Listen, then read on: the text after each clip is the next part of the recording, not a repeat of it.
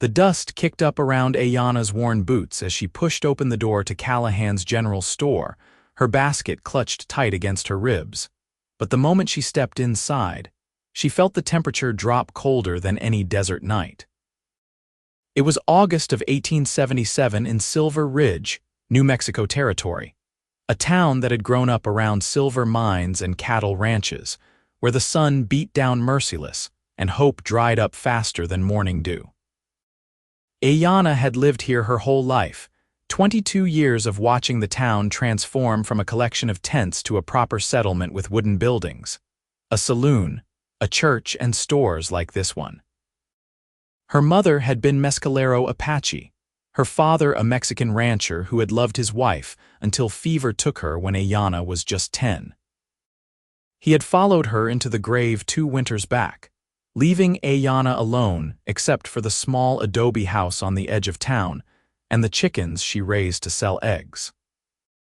She had come to buy flour and sugar, simple things that everyone needed, but Harold Callahan stood behind his counter with his arms crossed over his substantial belly, his face already setting into that expression she had seen too many times.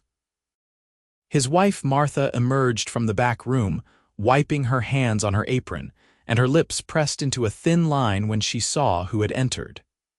"We do not serve your kind here anymore," Harold said, his voice carrying across the quiet store. 2 other customers, ranch wives from respectable families, turned to stare. "You best take your business elsewhere." Aiyana felt the words like a physical blow, even though she had learned to expect cruelty. "I have money," she said quietly, reaching into her pocket to show the coins she had earned from selling eggs and doing laundry for the few families who would still hire her. "I just need flour and sugar. I have been buying here for years." "That was before," Martha said, stepping beside her husband. "Before we decided we wanted a better class of clientele, before you people started causing trouble down at the reservation." "I do not live on the reservation," Aiyana said, keeping her voice steady despite the heat rising in her cheeks. "I live in my father's house, the same house I have always lived in. I have caused no trouble." "Your kind is all the same," Harold said, his jowls shaking with indignation. "Now get out before I have the sheriff remove you." The ranch wives whispered to each other, their eyes gleaming with the kind of righteous satisfaction that came from watching someone else be degraded. Aiyana wanted to argue, wanted to demand the basic dignity of being served in a public establishment, but she knew how these things ended. The sheriff was Harold's brother-in-law. The judge played cards with them every Saturday night. Her father had taught her to pick her battles, and this was one she could not win. She turned and walked out, her head high even as her heart hammered with humiliation and rage. The bright sunlight struck her face and she blinked against it, clutching her empty basket. She would have to ride to San Miguel, 15 miles south, to buy her supplies. That would take most of a day, and her old mare was not getting any younger. Aiyana stood there on the wooden boardwalk trying to collect herself when she heard the door open behind her. She expected one of the ranch wives coming out to deliver another cutting remark, but instead she heard a man's voice, deep and measured. "Excuse me, sir, but did you just refuse service to that young lady because of her heritage?" Aiyana turned slightly, enough to see who was speaking. He was tall, well over 6 feet, with broad shoulders and the kind of lean, muscular build that came from hard work rather than excess. He wore dusty trail clothes, a worn leather vest over a blue shirt, and a hat that had seen better days. His face was weathered by sun and wind, with strong features and gray eyes that were currently fixed on Harold Callahan with an intensity that made the store owner take a step back. "That is my business, not yours, stranger," Harold blustered. "And if you do not like how I run my store, you can take your money elsewhere too." "I will do exactly that," the cowboy said, "but first I want to make sure I understand." "You refuse to sell basic supplies to someone who had money to pay simply because of her blood. She is half Apache," Martha interjected, as if that explained everything. "We have standards." The cowboy was quiet for a moment, and Aiyana saw something flicker across his face, anger mixed with disgust. "I see," he said finally. "Well, thank you for making your position clear." He walked out of the store, his boots heavy on the wooden floor, and touched the brim of his hat to Aiyana as he passed. "Miss," he said politely, and then he was walking down the street toward the Silver Ridge Hotel, where most travelers stayed. Aiyana watched him go, surprised by the brief encounter but not expecting anything to come of it. White men occasionally expressed discomfort with how she was treated, but they rarely did anything about it. Words were cheap. Action required courage and sacrifice, and most people had families and reputations to protect. She walked to where her mare was tied, a gentle old paint horse named Luna who had been her father's favorite. As she prepared to mount, she saw the cowboy enter the hotel, and then she turned Luna toward home, resigned to making the long trip to San Miguel tomorrow. Her house sat on 2 acres at the southern edge of town, close enough to be considered part of Silver Ridge, but far enough that her neighbors could pretend she did not exist. The adobe walls her father had built with his own hands stayed cool even in the brutal heat, and the small stable out back housed Luna and her chickens. She had a vegetable garden that she watered from the well, and between the eggs, vegetables, and the occasional laundry work, she managed to survive. That night, Aiyana lay in her bed and stared at the ceiling, thinking about the cowboy's gray eyes and the way he had spoken to Harold Callahan.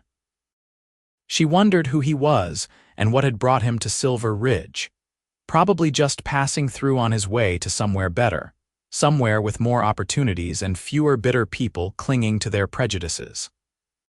She rose before dawn the next morning, as she always did, and fed her chickens before preparing for the long ride to San Miguel.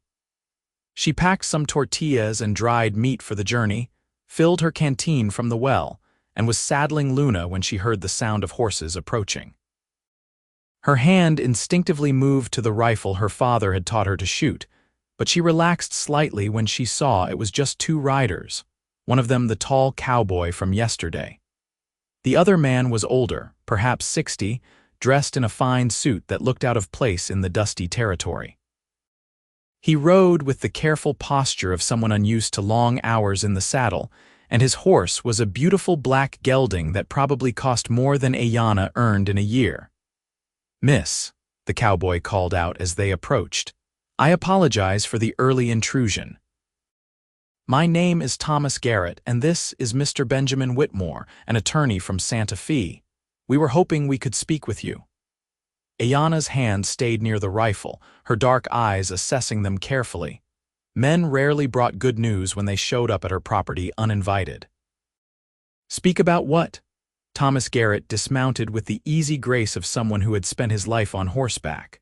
Up close, she could see he was probably around 30, with sun lines around his eyes and a scar along his jaw that spoke of a hard life. "About Callahan's general store," he said. "And about a business proposition." The attorney, Whitmore, dismounted more carefully, brushing dust from his suit. "Miss, I apologize for our unconventional approach, but Mr. Garrett here has convinced me to travel from Santa Fe on rather urgent business. Might we speak inside, perhaps?" "The matter is somewhat delicate." Aiyana hesitated. She had lived alone for 2 years now, and inviting strange men into her home went against every survival instinct she had developed. But something about Thomas Garrett's steady gaze and respectful distance made her trust him, at least enough to hear what they had to say. "We can talk in the shade there," she said, gesturing to the ramada her father had built beside the house, a simple structure with a roof of branches that provided relief from the sun. "I will bring water." She went inside and fetched a clay pitcher of cool water from the house and 3 cups, her mind racing with possibilities. When she emerged, both men had taken seats on the bench her father had made, and they stood again when she appeared, a courtesy that surprised her. She poured water for each of them and sat on a stool across from the bench, waiting. Thomas took a sip of water and then set the cup aside. "I will get straight to the point, miss. I did not catch your name yesterday." Aiyana, she said. Aiyana Morales. Miss Morales, he continued. Yesterday I witnessed something that troubled me deeply. I have spent the last 15 years working on ranches across Texas and New Mexico, and I have saved most of my wages because I do not spend money on whiskey or gambling. I have been looking for an opportunity to invest in something permanent, something that matters. When I saw how you were treated yesterday, I made a decision. He leaned forward, his elbows on his knees, his gray eyes serious. I contacted Mr. Whitmore here, who I knew from some legal work he did for the ranch I worked on last year. I asked him to approach Harold Callahan about purchasing his store. As of an hour ago, Callahan's general store belongs to me. Aiyana stared at him, certain she had misheard. You bought the store. Lock, stock, and barrel, Whitmore confirmed, pulling papers from his satchel. Mr. Garrett made Mr. Callahan an offer he found impossible to refuse. The transaction was completed this morning and the deed is now in Mr. Garrett's name. The Callahans are currently packing their things and will be leaving Silver Ridge by this afternoon. I do not understand, Aiyana said, her mind struggling to process this information. Why would you do that? Thomas smiled slightly, the first real smile she had seen from him. Because what happened yesterday was wrong, and I have spent too much of my life watching wrong things happen without doing anything about them. I have the means to make a change, so I did. But what does this have to do with me? Everything, Thomas said. See, I know ranching. I know cattle and horses and how to fix a fence or dig a well. But I do not know the first thing about running a general store. I do not know how to order inventory or keep books or deal with customers. I need someone who knows this town, someone who understands what people need, someone smart enough to run the business side of things. He paused, letting his words sink in. I want to offer you a job, Miss Morales. I want you to run the store. You would handle all the daily operations, the ordering, the accounting, everything. I will pay you a fair wage, significantly more than you are making now from your eggs and laundry. And I will make one thing absolutely clear. Every person who enters that store will be treated with respect and dignity, regardless of their heritage, their color, or anything else. If they have money to pay, we serve them. No exceptions. Aiyana felt tears prick at her eyes, but she blinked them back. You are offering me a job running the store that refused to serve me yesterday? Yes, Thomas said simply, and I cannot think of anyone more deserving of the position. Whitmore cleared his throat. I have prepared employment papers, if you are interested. The terms are quite generous, and Mr. Garrett has been very specific about your authority in running the establishment. She looked at Thomas, searching his face for any sign of deceit or hidden motive, but all she saw was sincerity and something else, something like determination mixed with hope. Why? She asked quietly. You do not know me, you do not owe me anything. Why would you spend your life savings on this? Thomas was quiet for a moment, and when he spoke, his voice was softer. My mother was Kiowa, he said. She died when I was 5 and I barely remember her. But I remember my father's family, how they treated her, how they looked at her like she was something dirty that had contaminated their bloodline. After she died, my father drank himself to death within 2 years, and I was raised by various ranchers who needed an extra hand. I have spent my whole life watching people like Harold Callahan decide who deserves basic human dignity and who does not. Yesterday, I finally had the means to do something about it. Aiyana understood then. This was not charity or pity. This was a man who had carried wounds similar to hers and had chosen to heal them by creating something better. You understand that this will cause problems, she said. People in this town will not be happy about this. They will make trouble for both of us. Let them try, Thomas said, and there was steel in his voice. I have faced down rustlers and outlaws. I can handle small-minded shopkeepers and gossiping ranch wives. Aiyana made her decision. Then yes, she said, I will take the job. And I will run that store better than Harold Callahan ever did. Thomas's face broke into a wide smile and he stood, extending his hand. She took it, feeling the calluses that matched her own, the grip firm but not crushing. "Partners, then," he said. "Partners," she agreed.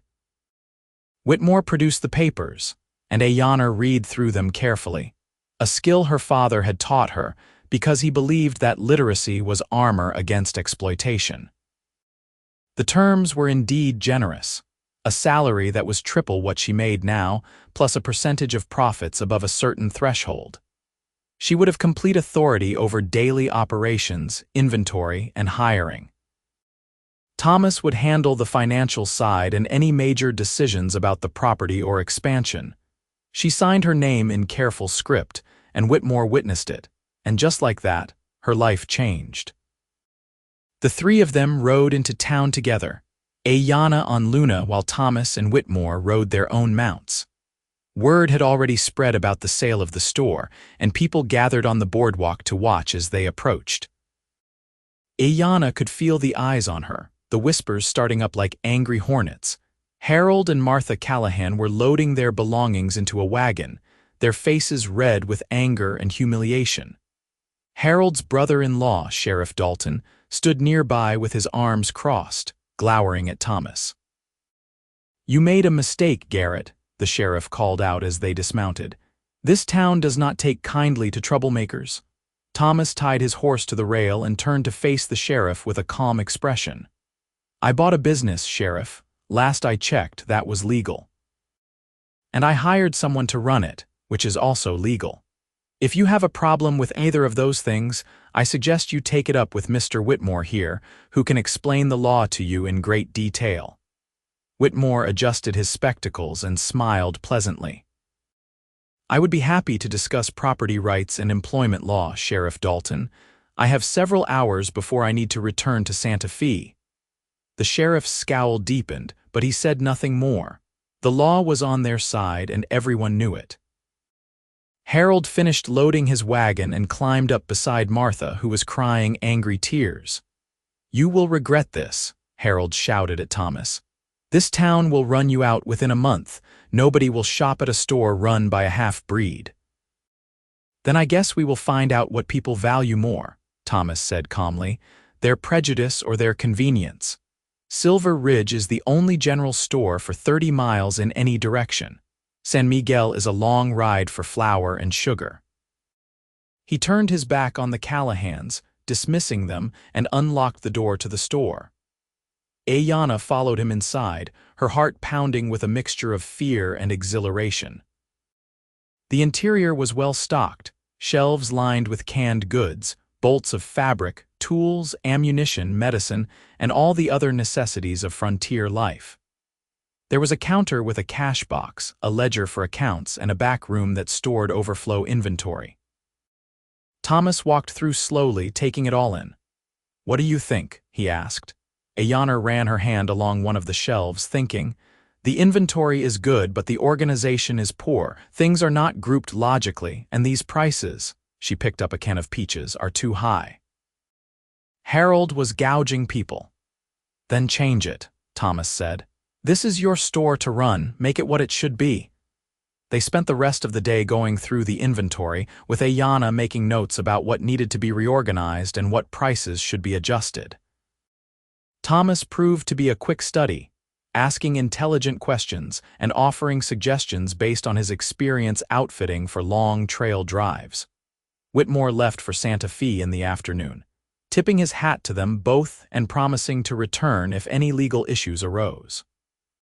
As evening approached, Thomas helped Aiyana hang a new sign that he had commissioned from the town's carpenter earlier that day. It reads simply, "Silver Ridge General Store, Proprietor T. Garrett." "Should we add your name?" Thomas asked as they stood back to admire it. "No," Aiyana said. "Let them see it when they come inside. Let them decide what matters more." That first week was difficult. Many of the townspeople stayed away, making the long trip to San Miguel rather than shop at a store that employed Aiyana.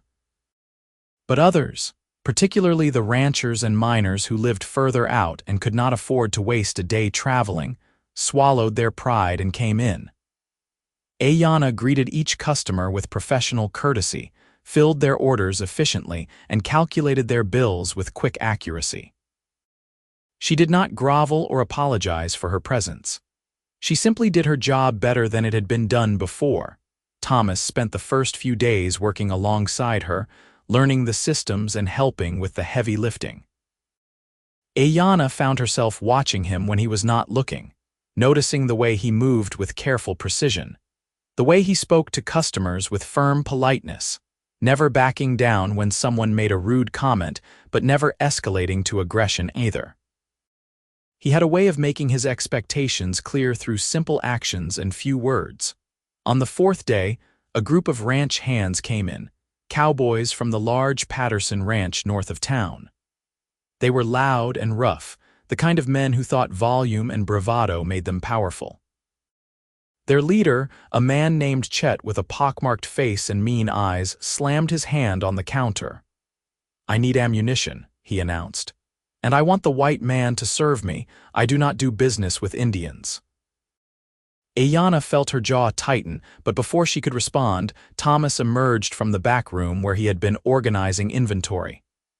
"Then you do not do business here," he said calmly. "Miss Morales runs this store. If you want ammunition, you ask her politely and treat her with respect. If you cannot manage that, there is the door." Chet turned to face Thomas, sizing him up. "You think you are tough, storekeeper?" "I think I am someone who does not have time for foolishness," Thomas said. "You need ammunition. We have ammunition.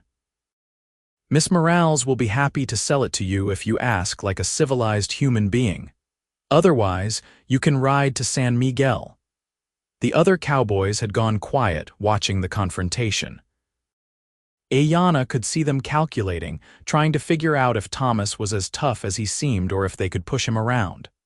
Chet took a step forward, trying to intimidate with his size, but Thomas did not move an inch.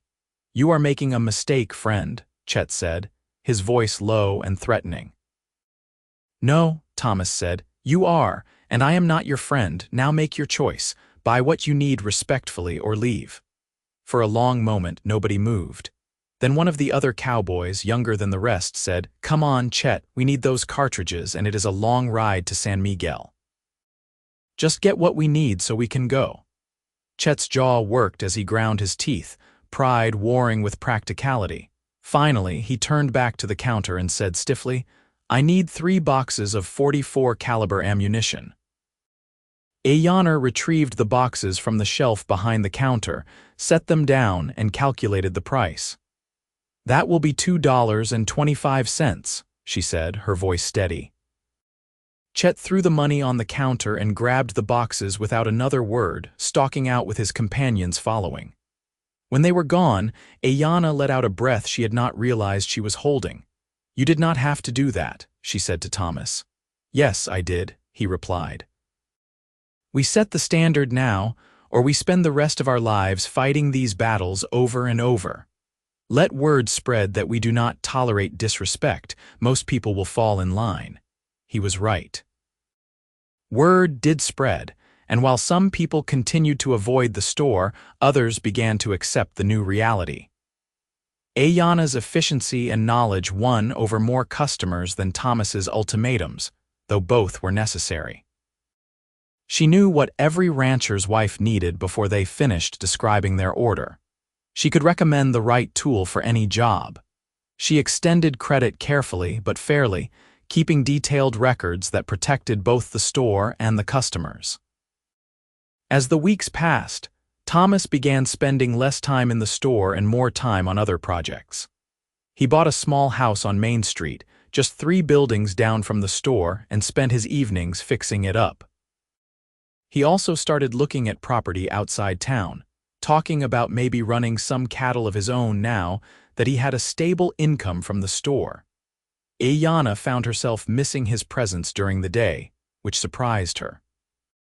She had lived alone for so long that she had thought she preferred solitude, but she discovered that she liked having someone to talk to, someone who understood the challenges they faced and did not diminish them. Thomas had a quiet sense of humor that caught her off guard, making her laugh at unexpected moments. He was thoughtful in small ways, bringing her coffee in the morning and making sure she took breaks for lunch. One evening in late September after they had closed the store, Thomas lingered instead of heading to his house. "I was thinking," he said, leaning against the counter, "we have been doing well enough that maybe we could expand our offerings." "I know you mentioned that people have been asking about fresh produce." Aiyana nodded. "Yes, especially with winter coming. People want to stock up on vegetables they can preserve, but we do not have a good source. The closest farms are too far away to keep things fresh." "What about your garden?" Thomas asked. "I have seen it. You grow good vegetables. What if we bought your produce for the store? And maybe," he continued, warming to his idea, "we could help you expand the garden. I could help you build better irrigation, maybe add a greenhouse for the winter months. You could supply the store and still have plenty to sell independently if you wanted." It was a good idea, practical and mutually beneficial, but Aiyana hesitated. "That would require access to my property," she said carefully. "You would need to come there regularly." Thomas looked at her, understanding dawning in his gray eyes. "I would," he said quietly. "If that makes you uncomfortable, we can figure out something else." "It does not make me uncomfortable," Aiyana said, and realized as she said it that it was true. "I was just making sure you understood what you were offering."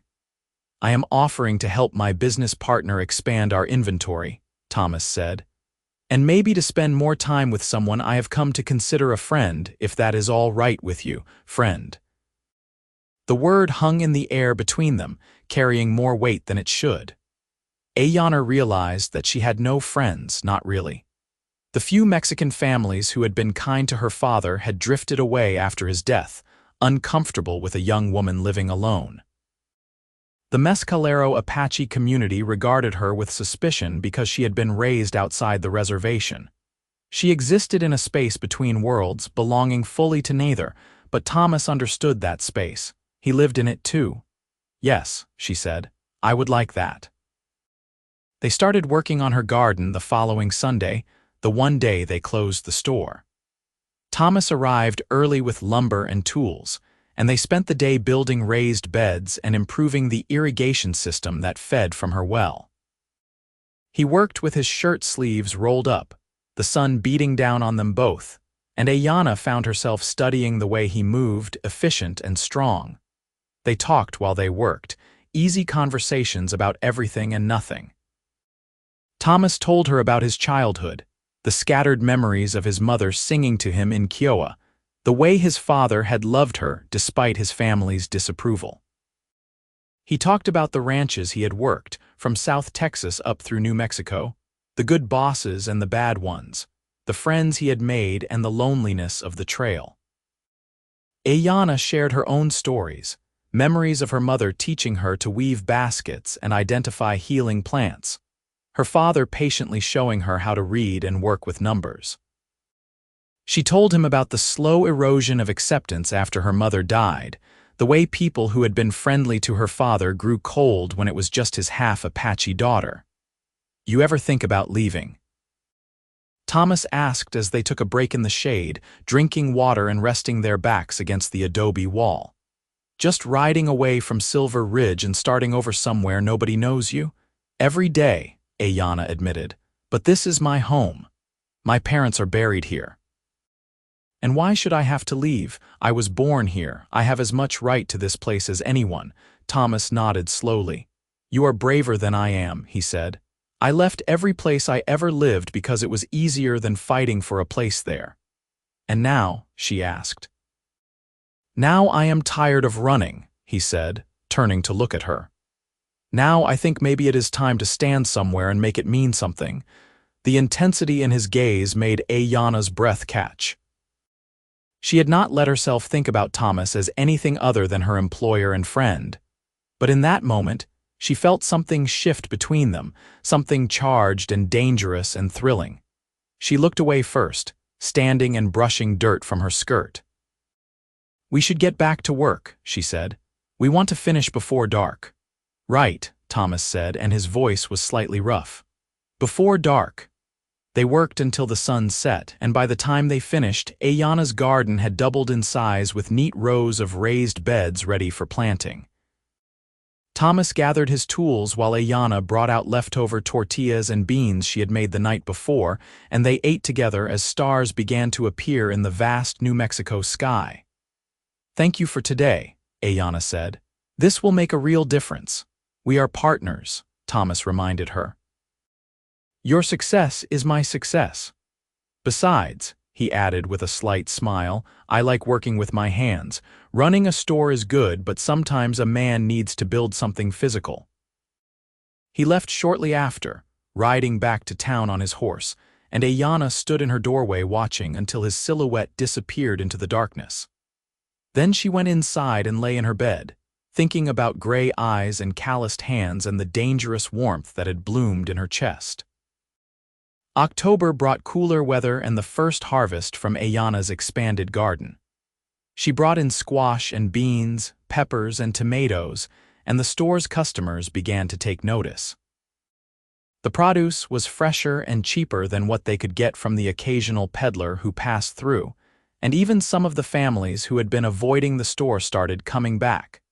Thomas was pleased with how business was growing, but Aiyana noticed that he seemed distracted. He spent long hours staring at the ledgers with a furrowed brow, and sometimes she caught him watching her with an expression she could not quite read. One afternoon in mid-October, when the store was quiet, he finally spoke what was on his mind. "Aiyana," he said, and the use of her first name instead of Miss Morales made her look up from the inventory she was counting. "Can I ask you something personal?" "You can ask," she said carefully. "I might not answer." He smiled slightly at that. "Fair enough." "I was wondering if you had ever thought about what comes next. I mean, beyond just running the store." "I do not understand what you mean." Thomas set down the pencil he had been holding and leaned back in his chair. "I mean, do you want this to be your whole life? Running a store, living alone, getting by day to day, or do you want something more?" Aiyana felt her defenses rise. "What I want is not always what I can have," she said stiffly. "I am content with what I have built." "I did not mean it as an insult," Thomas said quickly. "I am asking because I have been thinking about my own future, and I realized that I want more than I thought I did. I thought owning a business would be enough, but it is not. I want a home, a real one. I want family. I want someone to share things with." He paused, and Aiyana's heart began to beat faster. "I know this might be too forward," he continued, "and if I am reading things wrong, you can tell me and we will never speak of it again, but I think about you all the time, Aiyana. I think about your strength and your intelligence and the way you do not let anyone make you small. I think about how much I look forward to seeing you every morning and how empty my house feels when I go home alone at night. And I wonder if maybe you might feel something similar." Aiyana stood very still, her mind racing. Part of her wanted to deny everything to protect herself from the vulnerability of admitting her feelings. But a larger part, the part that had been slowly growing since that first day when Thomas had stood up to Harold Callahan, wanted to be honest. "I do feel something," she said quietly, "but I am afraid." "Of me?" Thomas asked, concern flooding his face. "No," she said. "Of hope. I have learned not to hope for things that seem impossible. A partnership in business is one thing. But what you are talking about, that is something else entirely. People already hate that you hired me. If we were to be together, really together, they would never forgive either of us." Thomas stood and walked around the counter until he was standing in front of her, close enough that she could see the flecks of blue in his gray eyes. "I have spent 30 years of my life worrying about what other people think," he said. "I am done with that. The only person whose opinion matters to me is yours. So I am asking you plainly, Aiyana Morales, do you think you could ever care for me the way I care for you?" She looked up at him, this man who had changed her life with a single impulsive act of decency, who had stood beside her when the town turned cold, who had worked in her garden and made her laugh and treated her like she mattered. "I already do," she whispered. Thomas let out a breath that sounded almost like a laugh, relief, and joy mixing together. "Then may I court you properly?" he asked. "I know we do things backward, working together first, but I want to do this right." "Yes," Aiyana said and found herself smiling. Yes, you may court me." He reached out slowly, giving her time to pull away, and took her hand in his. His palm was warm and rough, and his thumb traced small circles on the back of her hand. "I will make you glad you said yes," he promised. "You already have," she told him. They kept their courtship quiet at first, not hiding it exactly but not announcing it either. Thomas began taking dinner at Aiyana's house several evenings a week, and on Sundays after they closed the store, they would ride out into the desert together, exploring the red rock canyons and mesas that surrounded Silver Ridge.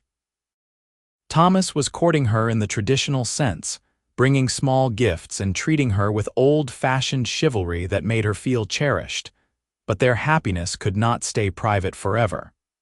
In a town the size of Silver Ridge, secrets were impossible to keep. By early November, everyone knew that Thomas Garrett was courting his Apache employee, and the reaction was as bad as Aiyana had feared. The first real trouble came on a cold Tuesday morning.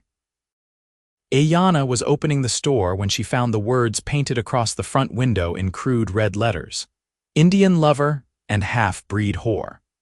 She stood staring at the hateful words, feeling sick. Thomas arrived moments later and saw her standing there. His face went hard as stone, and he immediately went to work cleaning the paint off while Aiyana opened the store with shaking hands. Several customers came in that morning and pointedly ignored what had happened, but Mrs. Chen, the Chinese woman who ran the laundry, stopped to look at Thomas scrubbing the window. "People are afraid," she said softly in her careful English. "Afraid of change, afraid that if you two can be happy, maybe they have to question other things they believe." Thomas paused in his scrubbing. "Thank you, Mrs. Chen." She nodded and continued on her way. It was a small gesture of solidarity, but it meant everything. The vandalism continued sporadically over the next few weeks. Someone left a dead snake on the store's doorstep. Rocks were thrown through a back window in the middle of the night. Thomas reported each incident to Sheriff Dalton, who made a show of taking notes but never actually investigated. "You brought this on yourself," the sheriff told Thomas after the third report. "You could solve all your problems by firing that woman and sending her back to her people." "She is my people," Thomas said coldly, "and if you cannot do your job, Sheriff, I will find someone who can." In December, things came to a head. Thomas had spent the afternoon at the bank discussing a loan to expand the store, and he returned with his face set in a grim expression. "They denied us," he told Aiyana. "Said we were too high a risk because of community concerns. That is banker speak, for we do not approve of your relationship." Aiyana felt anger and resignation mixed together. "Maybe we should stop," she said quietly. "Maybe if we ended things between us, the trouble would stop." Thomas crossed the store in 3 long strides and took her by the shoulders, not roughly but firmly. "Do not say that," he said intensely. "Do not let them win. I love you, Aiyana. I love your strength and your stubbornness and the way you refuse to be ashamed of who you are. I love how smart you are and how you always know exactly what customers need before they ask. I love the way you look at sunrise when we ride out on Sunday mornings, like the whole world is new. I'm not giving that up because some small-minded people think they have a say in our lives."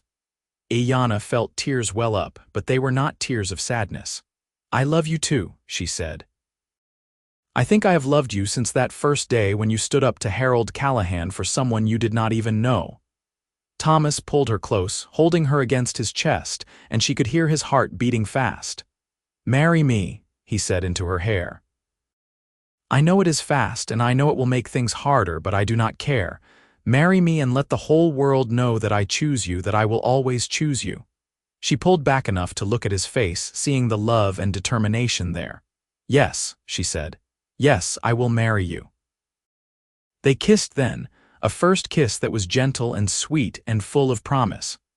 When they finally pulled apart, both were smiling and the world felt different, brighter somehow despite all the darkness they would face. But getting married was not as simple as saying yes. The minister at Silver Ridge's church refused to perform the ceremony, citing concerns about unequally yoked unions. The justice of the peace hemmed and hawed about his busy schedule.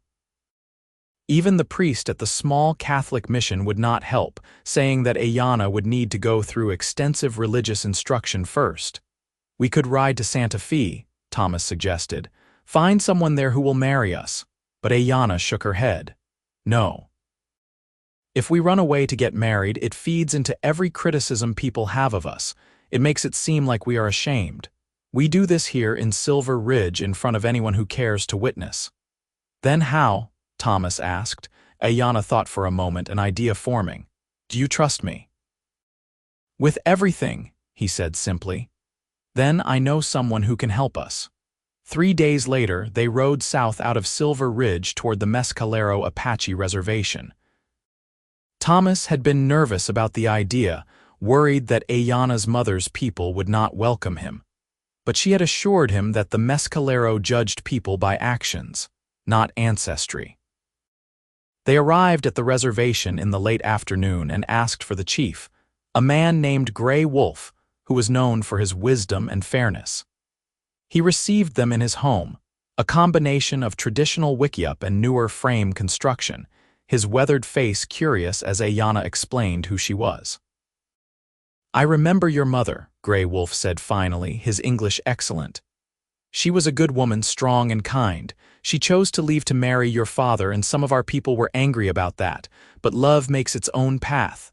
What do you want from me?" "We want to be married," Aiyana said. "But no one in Silver Ridge will perform the ceremony. I thought perhaps you would help us, honor the Apache side of my heritage that the town wants to forget exists." Gray Wolf studied them both, his dark eyes sharp. "You know that a marriage performed here in the old way might not be recognized by the white man's law." "We will make sure it is legal too," Thomas said. "But we want this first. We want to start our marriage with honor and tradition, not by sneaking off to a courthouse where nobody knows us." The chief smiled slightly. "You speak well for a white man courting an Apache woman. Tell me, do you understand what you are taking on? The hatred will not stop when you marry, it will likely get worse." "I understand," Thomas said, "and I do not care. I would rather face the world with Aiyana beside me than have an easy life without her." Gray Wolf nodded slowly. "Then we will help you, but you must understand our ways and honor them. We will prepare you for 3 days, teach you what it means to join 2 lives in the Apache tradition. If you agree to this, we will perform the ceremony." They agreed and spent the next 3 days learning from Gray Wolf and the other tribal elders. They learned about the Apache view of marriage as a partnership where both parties were equal, where respect and honor mattered more than obedience. They learned the traditional songs and prayers, the symbolism of the wedding ceremony. They learned about the responsibilities they would have to each other and to the community they would build together. On the 3rd evening, as the sun set over the desert in streaks of red and gold, they stood before the assembled tribe in the center of the village. Aiyana wore a dress her mother had made years ago, white deerskin decorated with turquoise beads and porcupine quills.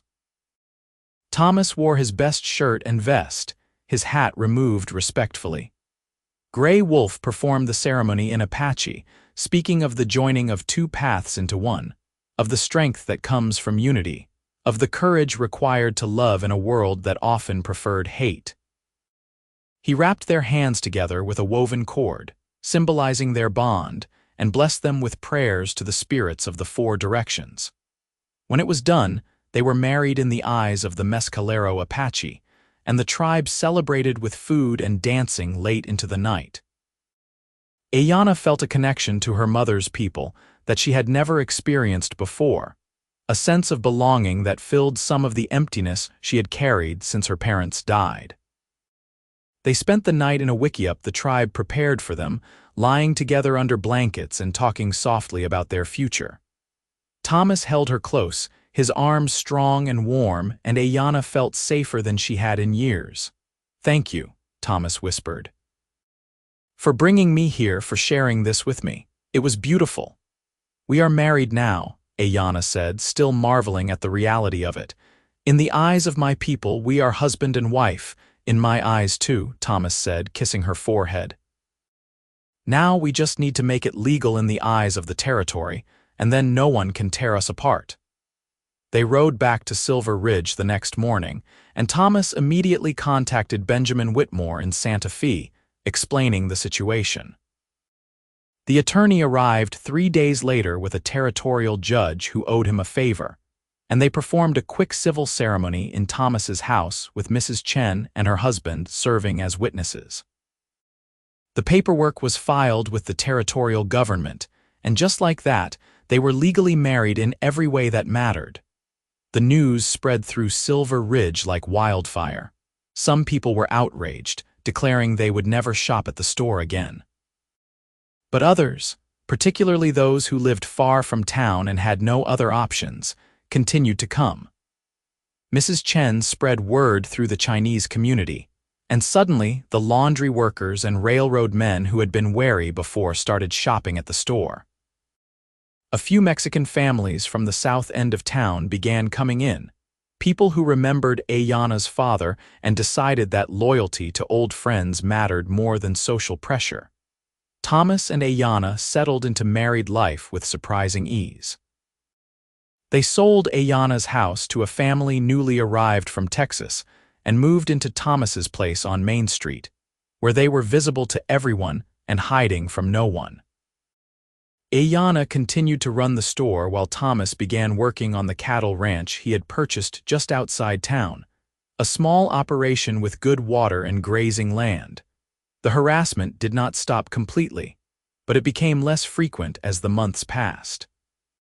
People who had been actively hostile gradually shifted to merely cold, and that was a kind of progress. The store continued to thrive, its reputation for fair prices and good inventory spreading beyond Silver Ridge to the surrounding ranches and mining camps. In March of 1878, Aiyana realized she was pregnant. She told Thomas one evening after they closed the store, watching nervously for his reaction. His face lit up with such pure joy that all her anxiety melted away. "A baby," he said, almost reverently. "We are going to have a baby." "Are you happy?" she asked, even though she could see that he was. "Happy does not begin to cover it," Thomas said, pulling her into his arms.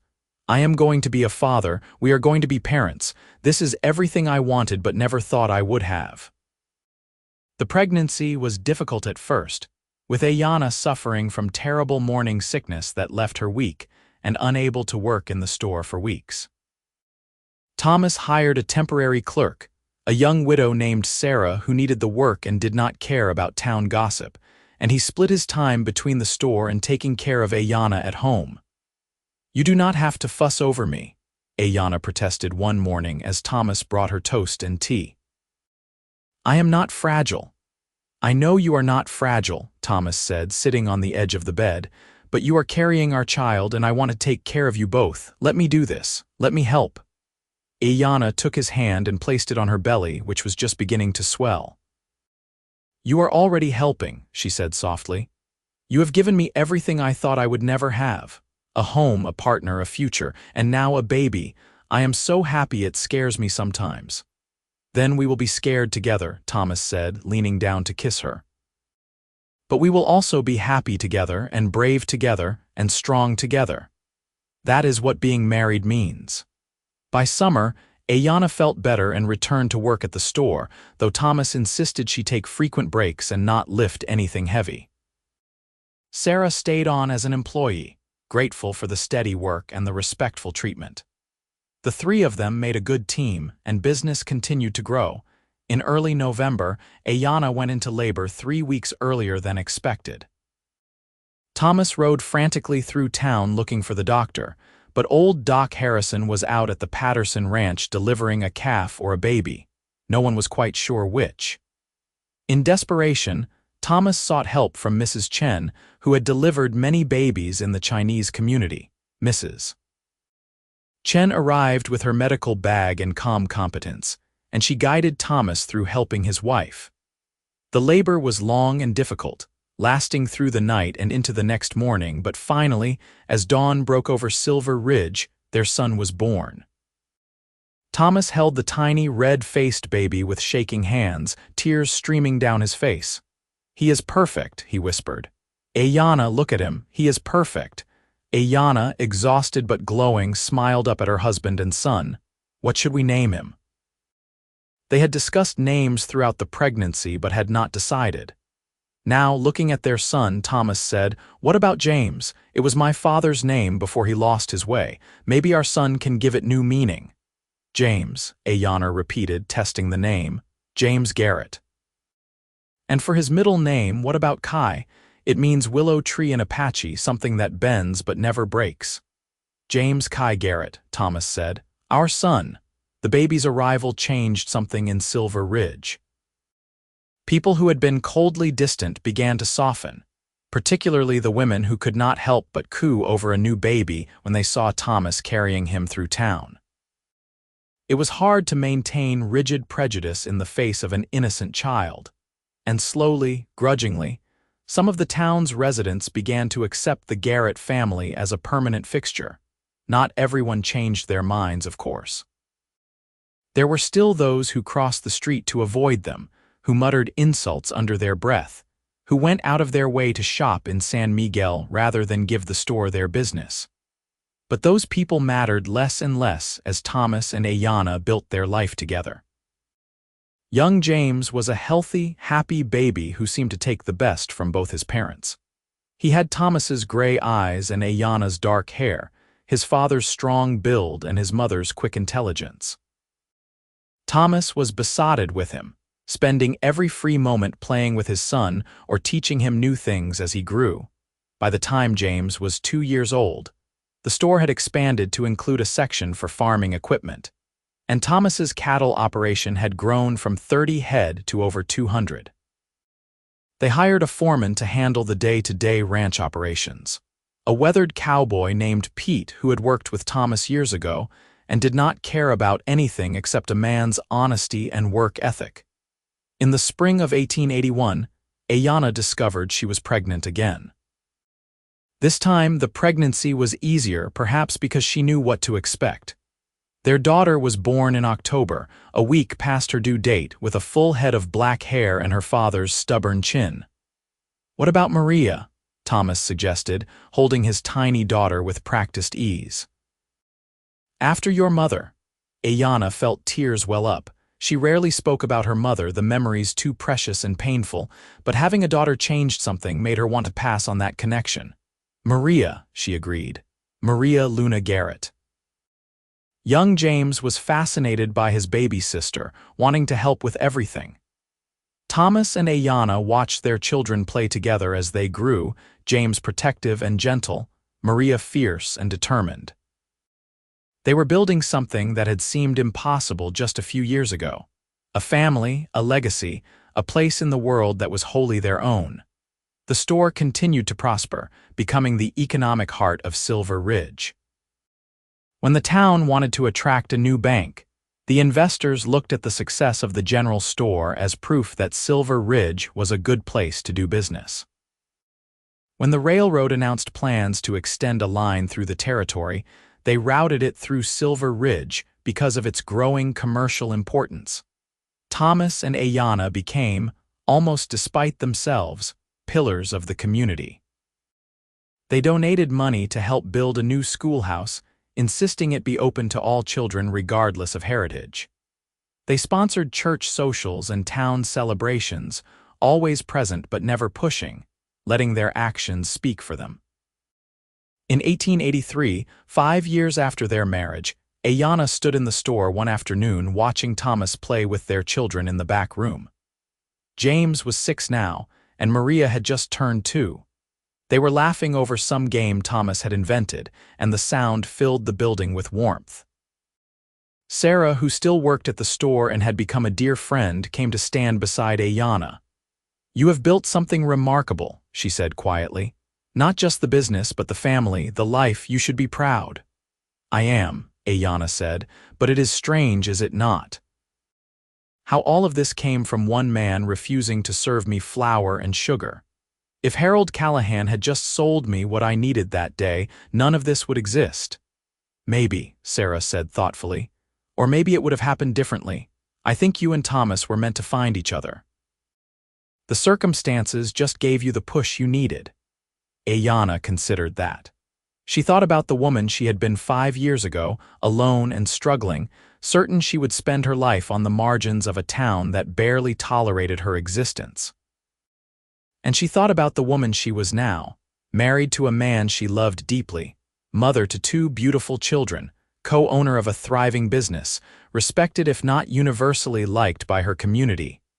Thomas looked up and caught her watching him. He smiled, that same smile that had first cracked through her defenses years ago, and her heart swelled with love. He excused himself from the children's game and crossed to where she stood, slipping an arm around her waist. "What are you thinking about?" he asked softly. "How much has changed," she said. "How different everything is from what I thought my life would be." "Better or worse?" he asked, though his tone suggested he knew the answer. "Better," she said firmly, "so much better. Even with all the difficulty, all the people who still hate us, all the challenges we have faced, I would not change any of it if it meant not having this, not having you and our children and this life we built." Thomas kissed her temple. "I love you," he said simply. "I have loved you since the day I saw you walk out of that store with your head held high, refusing to be diminished, and I will love you until the day I die." "And I love you," Aiyana replied. "My unexpected husband, my partner in all things, you changed my world." "We changed each other's worlds," Thomas corrected, "and we are not done yet, we have so much more to build together." He was right. Over the next several years, they continued to expand both their businesses and their family. In 1885, they had another son, whom they named Daniel after Thomas's childhood friend who had been killed in a ranching accident. In 1887, another daughter arrived, Elizabeth, who had her mother's fierce spirit and her father's gentle heart. The store evolved with the changing times, adding ready-made clothing as the railroad made such things more accessible, stocking new farming equipment as techniques improved, even setting aside a small corner for books and newspapers. Aiyana ran the business side with sharp intelligence, while Thomas handled the physical operations and supply logistics. Their ranch grew as well, becoming one of the more successful cattle operations in the territory. Thomas hired more cowboys, choosing men based on skill and character rather than prejudice, and the Garrett Ranch developed a reputation as a fair place to work where all hands were treated with respect. By 1890, Silver Ridge had grown into a proper town with a population over 500. The wooden buildings had been replaced with brick and stone, the dirt streets were graded and maintained, and there was talk of getting gas lighting for the main street. Thomas and Aiyana's children attended the town school, where they excelled despite occasional taunts from the children of families who still harbored resentment. James, at 12, was already showing signs of becoming a skilled horseman and rancher like his father. He spent his afternoons after school working with Pete at the ranch, learning everything he could about cattle and horses and land management.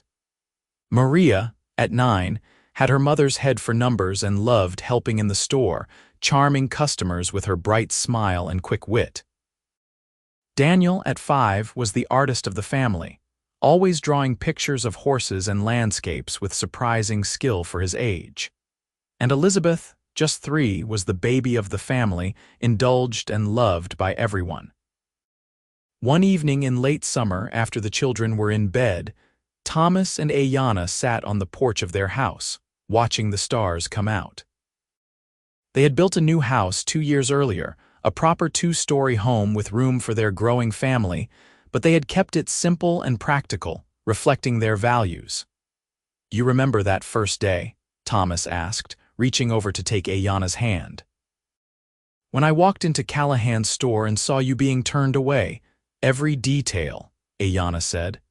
"I remember thinking you were just another cowboy passing through, that your outrage would not amount to anything. And instead I bought a store," Thomas said with a laugh. "I still cannot believe I did that. It was the most impulsive thing I have ever done." "It was the best thing you ever did," Aiyana said firmly. "You changed both our lives with that decision." "I changed my life," Thomas corrected. You changed the town. You showed everyone that their prejudices were not just wrong but foolish. You ran that store better than Harold Callahan ever did, and you did it while facing hatred and harassment and threats. You have more courage than anyone I have ever known. Aiyana squeezed his hand. We did it together, she said. I could not have survived without your support. You stood beside me when it would have been so much easier to walk away. You married me when you knew it would cost you friends and opportunities. You loved me when the world said I was not worthy of love. The world was wrong, Thomas said, pulling her closer. You are worthy of everything good this life has to offer, and I am grateful every single day that you chose to share your life with me.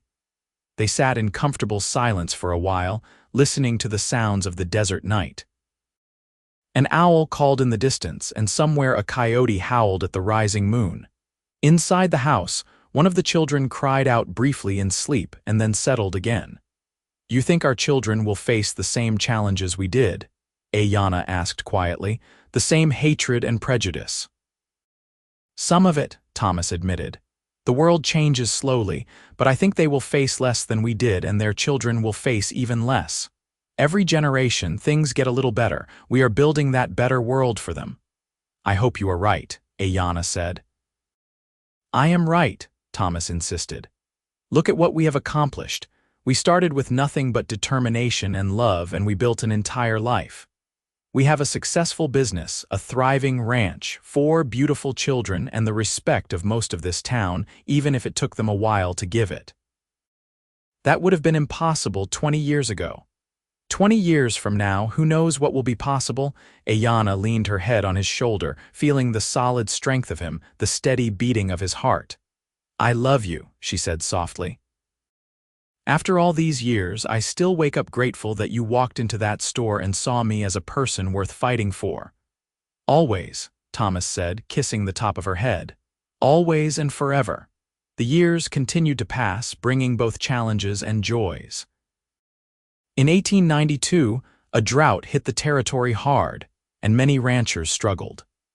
The Garrett ranch weathered it better than most because Thomas had invested in water rights and wells, but they still lost cattle and had to make difficult decisions. The store helped keep them afloat during that difficult time, proving the wisdom of diversifying their interests. In 1894, James at 16 expressed interest in studying agriculture at the Territorial College in Las Cruces. It was a bold ambition for someone of mixed heritage, but Thomas and Aiyana encouraged him, knowing that education would open doors for their son that had been closed to them. Maria, at 13, had developed a passion for business and accounting that matched her mother's. She could calculate complex profit margins in her head and had strong opinions about inventory management and marketing strategies. Aiyana began training her more seriously in running the store, seeing in her daughter the potential to take over the business someday. Daniel, at 9, remained the family's artist, and Aiyana encouraged his talent by ordering art supplies from catalogs and setting up a small studio space for him in the house. Elizabeth, at 7, was proving to be the family's social butterfly, making friends easily and navigating the complex social dynamics of childhood with natural grace. In 1896, tragedy struck when Pete, their longtime ranch foreman, died suddenly of a heart attack. Thomas took his death hard, having considered Pete more of a friend than an employee. They buried him on a hill overlooking the ranch with a simple headstone that read, Peter Pete Morrison, honest man and true friend. James, now 18 and home from college for the summer, stepped up to help manage the ranch in Pete's absence. He had learned well from both his father and their former foreman, and he brought fresh ideas from his studies to improve their operations. Thomas was proud beyond words, watching his son take on responsibility with maturity and skill. That same year, Maria at 15 attracted her first serious suitor, a young man named Robert whose parents owned a freight company. Thomas was comically protective, subjecting the poor boy to interrogation every time he came calling, until Aiyana finally took her husband aside and reminded him that Maria was smart enough to make her own decisions. "She is too young," Thomas protested. "She is the same age I was when men started noticing me," Aiyana pointed out. "And unlike me, she has a father who will make sure anyone who courts her treats her with respect. Trust her. We raised her to be strong and wise." Thomas sighed but relented, and he made an effort to be more welcoming to Robert, who proved to be a decent young man with good prospects and genuine affection for Maria. In 1898, 20 years after their marriage, Thomas and Aiyana decided to take a trip to Santa Fe, their first real vacation since they had started their businesses.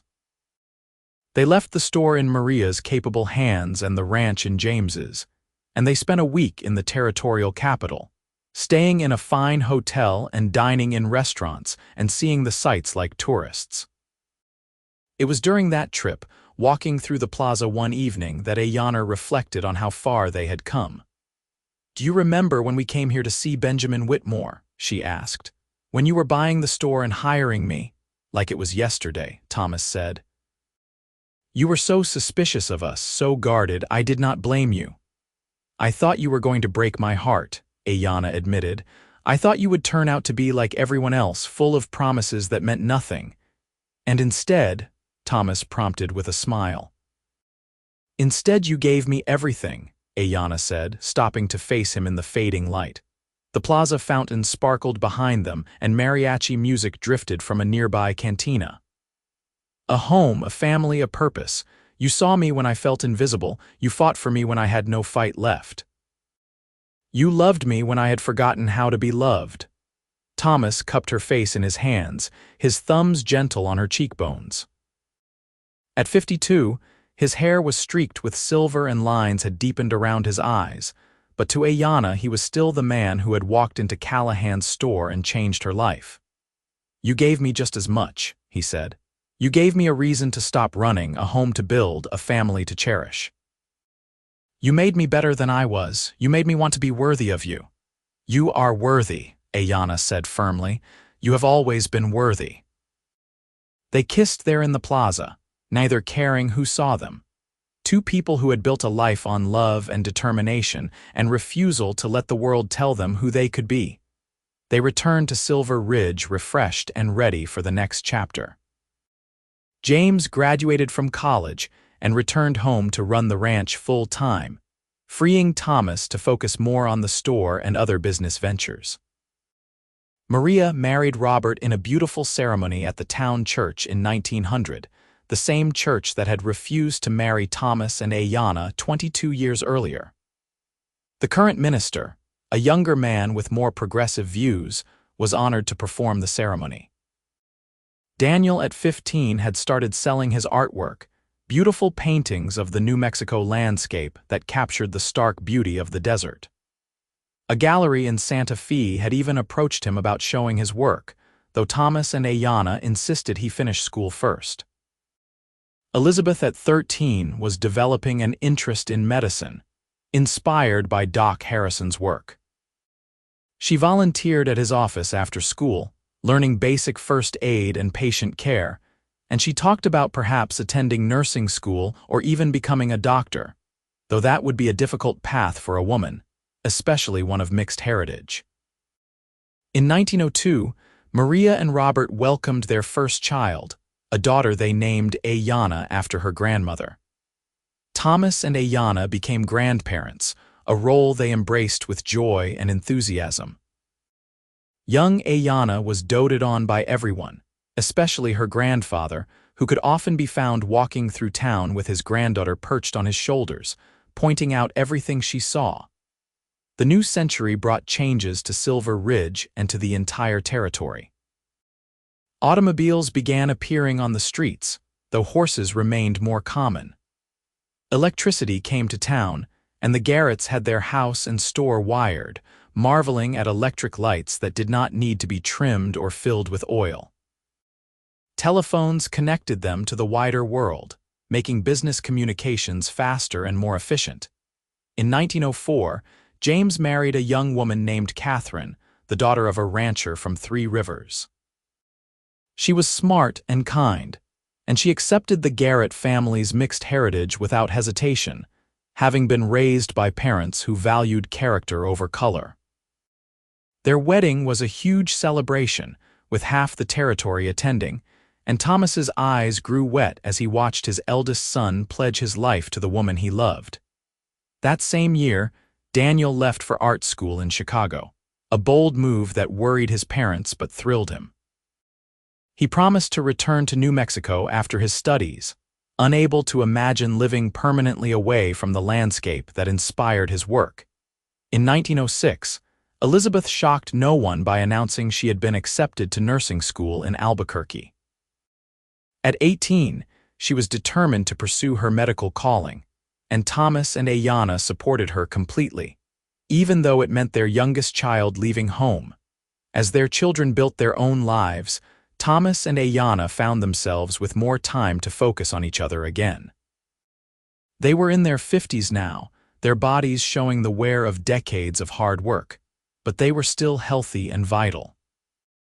They continued to run the store together, though James and Maria took on more of the work, and they spent their evenings on their porch, talking and laughing and enjoying the quiet contentment of a long marriage built on solid foundation. In 1908, tragedy struck when a fire broke out in the store late one night. Thomas and Aiyana were at home when they saw the glow in the sky, and they raced downtown to find their business engulfed in flames. The volunteer fire brigade did their best, but much of the building was destroyed before the fire could be controlled. Standing in the street, watching decades of work burn, Aiyana felt devastation wash over her. The store was not just a business, it was the foundation of everything they had built, the symbol of their determination and success.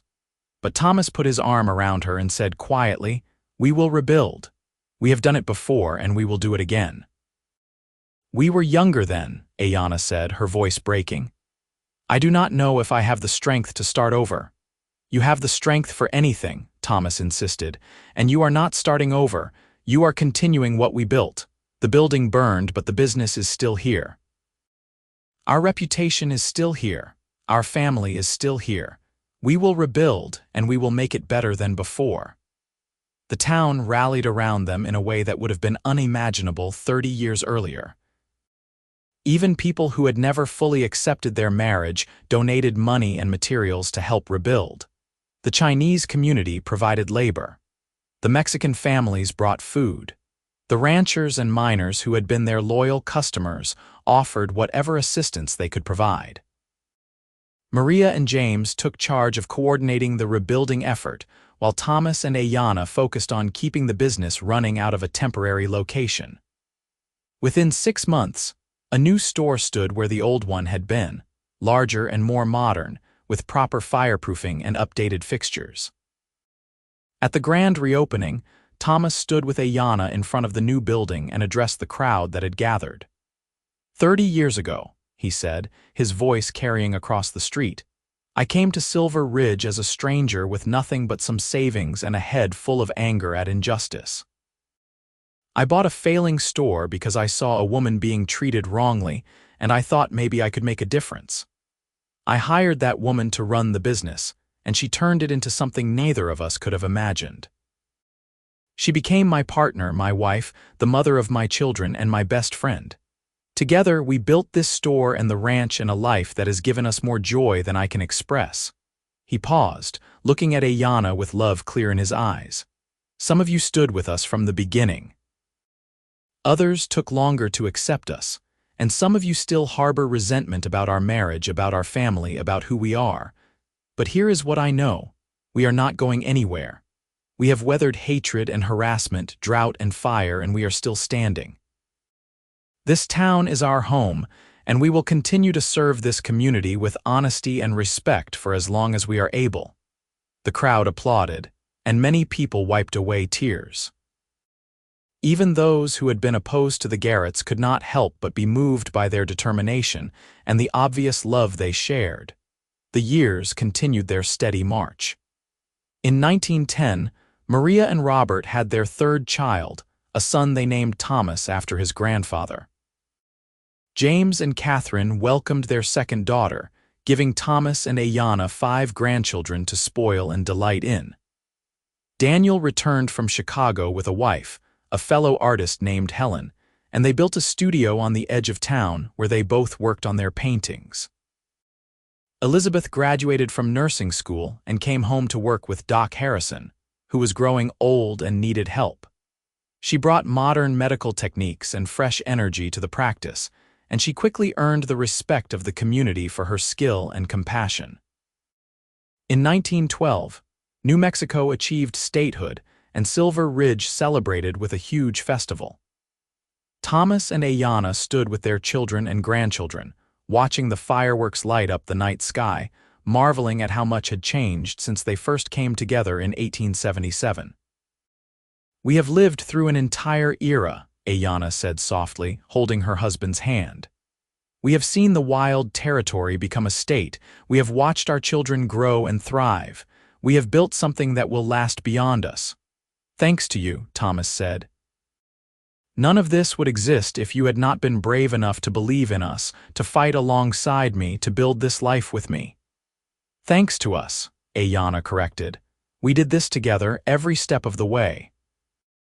As they grew older, Thomas and Aiyana gradually stepped back from the daily operations of their businesses, turning control over to their children. James ran the ranch with skill and innovation, implementing new breeding techniques and range management strategies. Maria managed the store with her mother's sharp intelligence and her own modern ideas about marketing and customer service. Daniel's paintings hung in galleries across the country, bringing him both fame and income. Elizabeth became the town doctor when Doc Harrison finally retired, and she opened a small hospital that served the entire region. All 4 of their children thrived, building on the foundation their parents had created, but making their own unique contributions. In 1915, Thomas and Aiyana celebrated their 37th wedding anniversary with a quiet dinner at home, just the 2 of them. They were both 67 now, their hair silver, their bodies marked by age and hard work.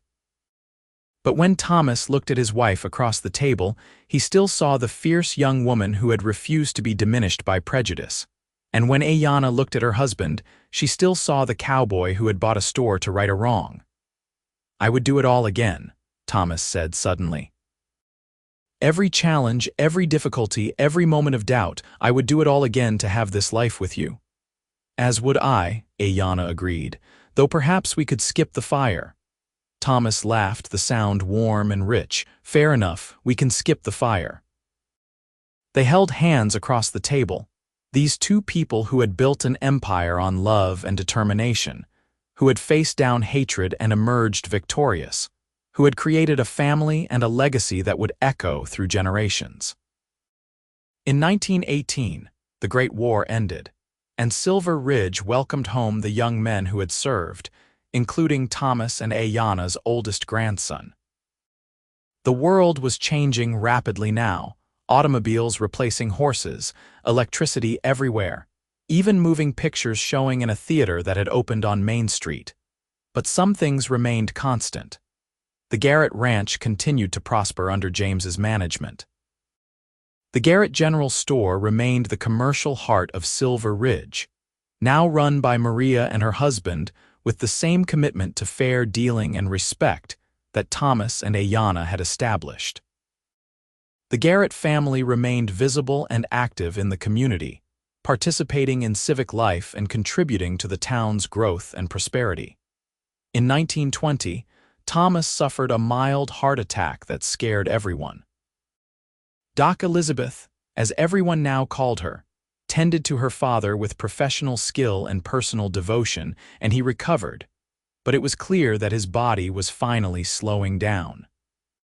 He gave up the more strenuous ranch work and spent his days reading in the sun, playing with his now numerous great-grandchildren, and sitting with Aiyana on their porch each evening. "I am not ready to be old," he complained to his wife one afternoon. "Then do not be old," Aiyana said practically. "Be experienced, be wise, be the man who has lived a full and meaningful life and earned his rest." I do not want to rest, Thomas grumbled. I want to ride out to the north pasture and check on the new calves. Then do that, Aiyana said, but take James with you and do not overdo it. Your heart needs time to heal. Thomas did ride out more carefully after that, accepting his limitations with grudging grace. He found new ways to contribute, teaching his grandchildren about ranching and business, passing on the lessons he had learned over a lifetime.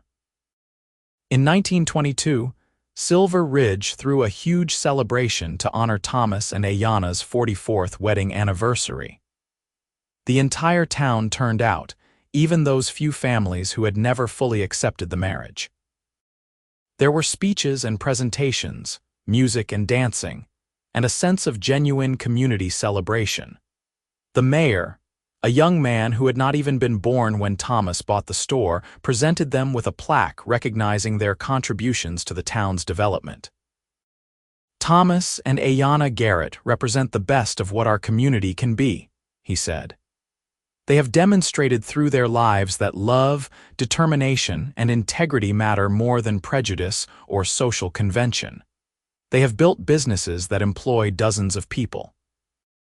They have raised children who continue to serve this community in vital ways. They have shown us all what is possible when we choose courage over fear. Thomas and Aiyana stood before their town, their children and grandchildren surrounding them, and accepted the honor with tears in their eyes. Looking out at the crowd, seeing faces of every background and heritage, Aiyana marveled at how much had changed since that day in 1877 when Harold Callahan had refused to serve her. That night, lying in bed with Thomas's arm around her, Aiyana said quietly, "We did it. We really did it." "We changed things." "You changed things," Thomas murmured sleepily. "I just bought a store." Aiyana smiled in the darkness. "You bought more than a store, you bought us a future. You bought our children a chance at something better. You bought this town a lesson in what really matters." "Then I consider it the best investment I ever made," Thomas said, pulling her closer. They drifted off to sleep, these two elderly people who had once been young and frightened and brave, who had built an impossible love into something solid and enduring and beautiful. In 1925, Thomas's health began to fail more seriously. His heart was weakening, and even simple tasks left him breathless. Elizabeth did everything she could medically, but she knew that her father's body was simply worn out from 77 years of hard living. On a warm evening in October, Thomas sat on the porch with Aiyana, watching the sunset paint the sky in shades of gold and red. "I am not afraid," he said suddenly. "Of dying, I mean. I have had a good life, better than I ever imagined possible." Aiyana felt tears well up but forced them back. She had known this conversation was coming. "Do not talk about dying," she said. "You are not going anywhere." "We both know that is not true," Thomas said gently. "My heart is giving out and there is nothing anyone can do about it, but that is all right. I have had 47 years with you, Aiyana. 47 years of waking up next to you, of working beside you, of watching our children grow and our grandchildren be born. 47 years of loving you more than I thought it was possible to love another person. That is more than most people get in a lifetime." "It is not enough," Aiyana said, her voice breaking. "I need more time. I need 1,000 more years with you." "I know," Thomas said, taking her hand.